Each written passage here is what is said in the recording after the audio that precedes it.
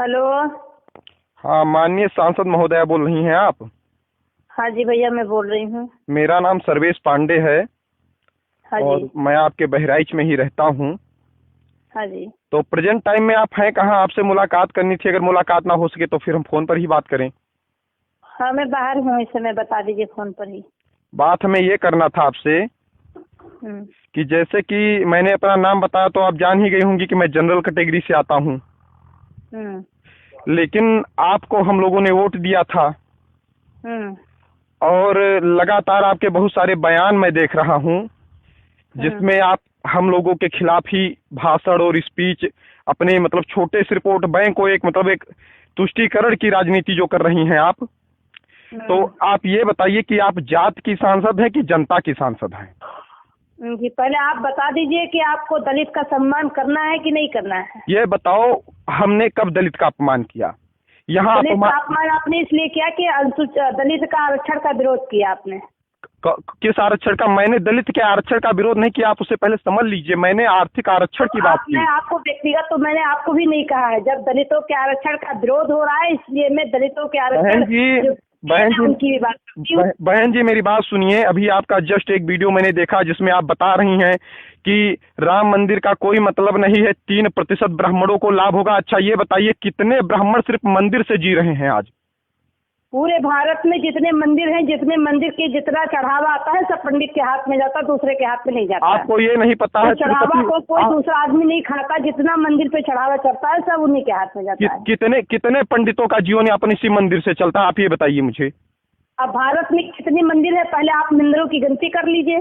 तो ये बताइए, और जितना गिनती करने के बाद तय कर लीजिए कि उतने लोगों का, और जितना आप रिकॉर्ड भी निकाल लीजिए कि एक मंदिर का चढ़ावा आता कितना है। वो पैसा जितने मंदिरों में, भारत में जितना मंदिर है वो चढ़ावा क्या सरकार के कोष में जमा होता है क्या? सुनिए, आजकल जो मंदिरें होती हैं वो ट्रस्ट के आधार पर चलती हैं। 1000-2000 पर रखे जाते होंगे पुजारी, और पुजारी कौन रखता है? वो ट्रस्ट का मालिक रखता है, वो उसके ऊपर निर्भर करता है। दूसरी बात, एक प्रश्न आपसे है मेरा कि क्या आज भी आप मतलब दलित शोषित हैं?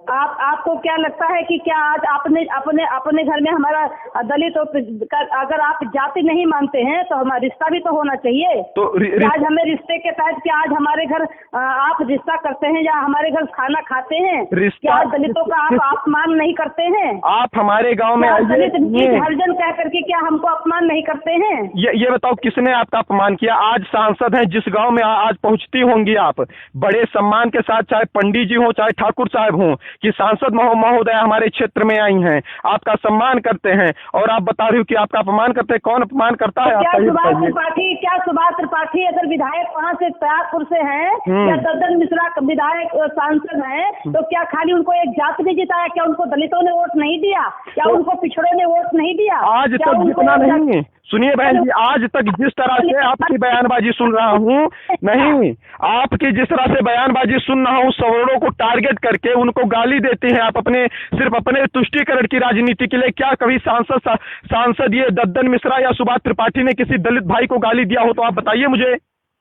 हाँ, मैं तो स्पष्ट कहती हूँ कि आज जो दलितों का, पिछड़ों का आरक्षण है, अगर उस आरक्षण का विरोध किसी ने किया है तो ब्राह्मण के अलावा दूसरा किसी ने नहीं किया है। और यदि तुम अगर हमारा विरोध करोगे तो हम चुपचाप बैठ करके खाली तमाशा देखते कुछ नहीं चाहिए। आपको वोट विकास के नाम पर दिया गया था। आपको पंडित जी ने भी वोट दिया था, आपको ठाकुर साहब ने भी वोट दिया था, आपको जात के नाम पर वोट नहीं दिया था। लेकिन आप विकास के मुद्दे से भटक गई हैं। मैं आपके क्षेत्र में भ्रमण किया हूं, सड़कें टूटी हुई हैं। अब आपको सिर्फ वोट लेना है, वोट की राजनीति के कारण सिर्फ गरीब दलितों को। ये बताइए, कितने गरीब दलितों के साथ आप विकास करती है? अगर आप सच में दलितों का हित चाहती हो तो अपने आरक्षित सीट से, अपने पैसा से किसी गरीब दलित को इस बार चुनाव लड़ाओगी क्या आप? और क्या दलित आरक्षण सीट के अलावा क्या बीजेपी सामान सीट पर टिकट देगी हमको? मैं कहता हूँ आप आइए, निर्दलीय हमारे क्षेत्र से लड़िए, जहाँ सामान्य क्षेत्र हो, चाहे दद्दन मिश्रा वाला हो चाहे बृजभूषण वाला हो, आप लड़िए, हम आपका समर्थन करेंगे। लेकिन आप अपने पैसे से पहले तो वादा करिए कि क्या हमें आरक्षण सामान्य सीट पर टिकट दिलाएंगे। पहले टिकट दिलाइए, सामान्य सीट पर टिकट दिलाइए। अरे टिकट नहीं, आप निर्दलीय लड़िए। क्या टिकट के ऊपर निर्भर है? व्यक्तिगत जो नेता होता, नेतृत्व करता होता, जो विकास करता है, वो टिकट का मोहताज होता है। मोहताज नहीं होता है, आरक्षण इसीलिए दिया गया था कि बहन जी अच्छा ये शुद्ध बताइएगा, बाबा साहब ने आरक्षण नहीं, बाबा साहब आरक्षण आपको तकलीफ इसलिए हो रहा है कि मैं जो कहते रहो वो हम कहते रहे, आप हमको गाली देते रहो हम सुनते रहे, लेकिन अगर सुनिए, hello hello hello hello hello hello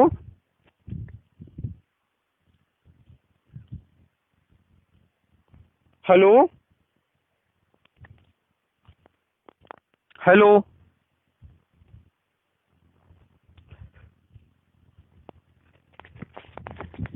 hello hello हाँ हाँ फ्री हो गई आप? हाँ हाँ फ्री हो गए। तो यही हम जो आपसे पूछ रहे थे हाँ कि जैसे कि देखिए, कारण है आप हमारी जनप्रतिनिधि हैं, आपको हमने सदन में भेजा था, तो सदन में इसलिए भेजा था कि आप हमारी आवाज उठा सकें, और कम से कम बाबा साहब का जो संविधान है उसने सभी को समानता दी है। कहा गया है कि जाति धर्म लिंग भेद भाषा के नाम पर कोई भेदभाव नहीं किया जाएगा। तो आप एक जनप्रतिनिधि हैं, आप ही सांसद हो करके और आप ही अगर जातीयता करेंगी तो फिर बताओ विकास कैसे होगा और तमाम सारे कार्य कैसे होंगे? तो जाति तो बनाने का काम तो पंडित लोग ही किए हैं। कैसे, क्या प्रमाण है आपके पास कि पंडित जी ने जात बनाने का काम किया है? जाति बना करके नीच तो वही मानते हैं। नहीं, क्या प्रमाण है आपके पास कि पंडित जी ने जात बनाया है? आप मनुस्मृति पंडित जी ने लिखा है। मनु कौन थे? लिखा है। नहीं, मनु कौन थे बताइए आप? मनु तो कौन थे? पंडित थे। मनु पंडित थे। आपने पढ़ा है मनु जी के बारे में? हमसे ज्यादा पढ़े हो क्या? नहीं, आप गूगल पर सर्च कर लिए एक बार कि मनु किस समाज से थे या किस जात से थे, कम से कम। नहीं जानते तो बता दीजिए किस जात। आप सांसद हैं, बताओ मनु की जात नहीं जानते हो, तुरंत आरोप लगाने बैठ गए कि पंडितों ने जात बनाई है। किसने बनाया है? मनु कौन कर रहा है? नहीं, मनु कौन थे आप बताइए, मनु कौन थे? अरे हम नहीं जानते तो तुम्हें बता दो कौन है। नहीं, आप बताओ, सांसद हैं, हम लोगों का प्रतिनिधित्व कर रहे हैं, भी आपको ये नहीं पता कि मनु किस जात से? सिर्फ आप जब आप जानते नहीं तो आप कैसे किसी समाज को गाली दे सकती हैं या कह सकती हैं कि मनुस्मृति को आप मानते हो कि नहीं मानते हो? पहले मनुस्मृति आज कहाँ लागू है? आज मनुस्मृति को कोई मानता है? आज मनुस्मृति की बहन जी आप बात ही हटा दीजिए, हमें प्रेजेंट टाइम में बाबा साहब के संविधान के हिसाब से चलना है। बाबा साहब का संविधान ने कहा था कि 10 साल के लिए आरक्षण की व्यवस्था होगी, 10 साल के बाद आरक्षण की आवश्यकता नहीं है। चलिए ठीक है, अगर आज 70 साल तक आरक्षण है तो इस आरक्षण को अब आर्थिक आधार पर क्यों न किया जाए? आर्थिक आधार पर तो आज 50% आरक्षण पिछड़ी जाति को, अनुसूचित जाति के क्यों नहीं लागू किया गया?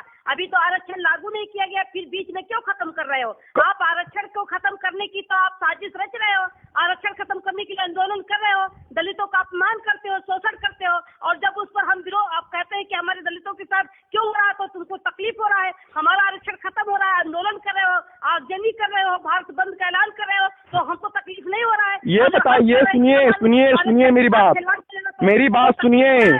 संविधान को अपना कहने वाले और संविधान पर अपना कब्जा जमाने वाले आप लोग कहते हो कि मैं बाबा साहब के आदर्शों पर चल रही हूँ, ये बताइए। इसीलिए तो कहते हैं कि संविधान को नहीं मानते, मनुस्मृति को मानते। संविधान अरे आप बहन जी संविधान को नहीं मानती हैं।